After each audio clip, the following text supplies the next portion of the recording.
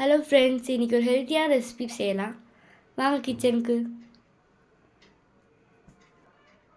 First 1 cup அளவு கோதுமை மாவு எடுத்துக்கிறோம்.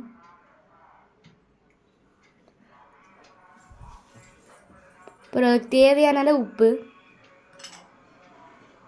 அதை நல்லா மிக்ஸ் பண்ணிக்கணும்.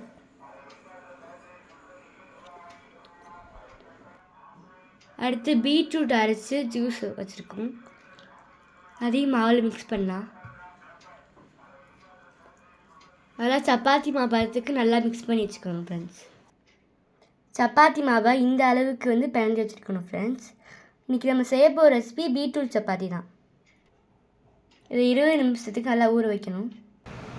இப்போ பீட்ரூட் சப்பாத்தி நல்லா ஊறிடுச்சு.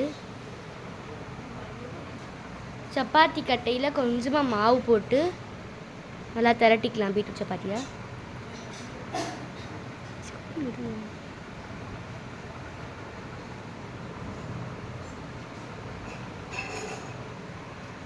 குட்டி குட்டி உருண்டையாக எடுத்துக்கலாம்.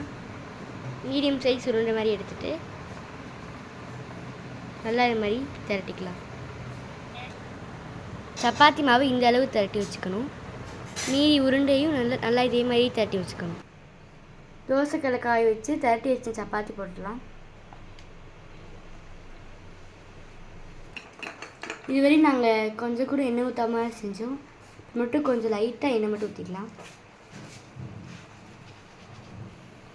பாருங்கள் ஃப்ரெண்ட்ஸ், சப்பாத்தி எவ்வளோ பொங்கி வருதுன்னு. சப்பாத்தி நல்லா வெந்துருச்சு. இப்போ எடுத்து தட்டில் மாற்றிக்கலாம். நம்மளோட பீட்ரூட் சப்பாத்தி சூப்பராக ரெடி ஆகிடுச்சு. அதுக்கு நான் இன்றைக்கி முட்டை கிரேவி வச்சு சாப்பிட போகிறோம். உங்கள் வீட்டில் என்ன வச்சுருக்கீங்களோ அதை வச்சு சாப்பிட்லாம். முட்டை கிரேவியை பீட்ரூட் சப்பாத்தி கூட வச்சிடலாம்.